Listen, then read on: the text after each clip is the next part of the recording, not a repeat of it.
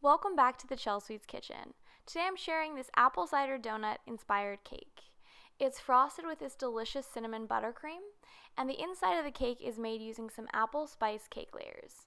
The full recipe for this cake is up on Chelsweets.com, so if you want to recreate it, you can head over there and check it out.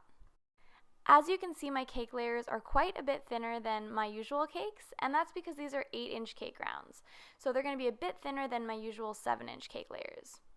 So I began spreading an even layer of buttercream onto each cake layer as I assembled it, using a large offset spatula. Once I had stacked all of my layers, I began to work on my crumb coat just by spreading a thin layer of frosting around the sides of my cake. Once the entire cake was covered, I used my bench scraper to get really nice and smooth sides, and then I popped the cake into the freezer for about 5 minutes to let the crumb coat firm up. So while I was waiting for the crumb coat to chill, I opened a package that I received from Audrey Rose, which is an amazing jewelry company located in Santa Monica. They have the cutest rings. I'm obsessed with everything they make, and I ordered a really cute set of stackable rings. If you love their jewelry just as much as I do, you can use the promo code Chelsweets and get 10% off your next order. I think I'm just obsessed with rings because my hands are in my videos all the time, but you can never have too many. So once my crumb coat had chilled, I began to work on my second, thicker layer of buttercream. So I covered the cake using the same technique as before, and if you guys want to see an in-depth tutorial of how to get smooth sides on your cake, you can click the link in the upper right corner. Then it was time to work on all the apple cider donuts that are going to go onto this cake. So these are baked apple cider donuts, and I greased a donut pan that I had and filled it with some apple cider donut batter.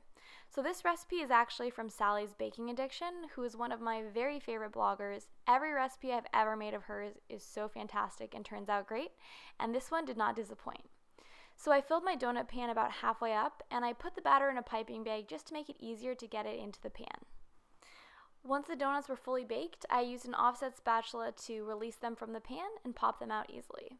This next step is a bit indulgent, but you end up dipping the donuts in some melted butter, and then of course dunking them in some cinnamon sugar.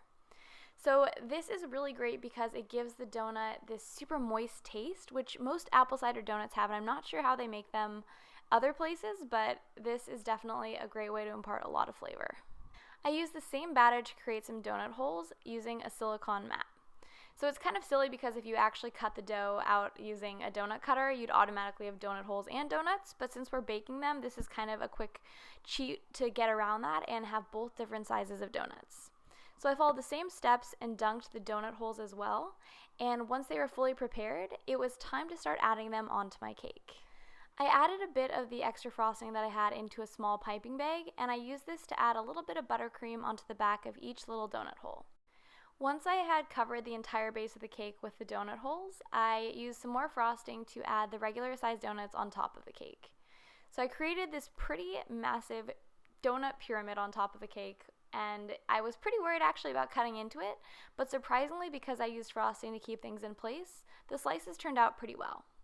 So as you can see, I cut a massive slice so you could really check out the inside of the cake and see those delicious apple spice cake layers.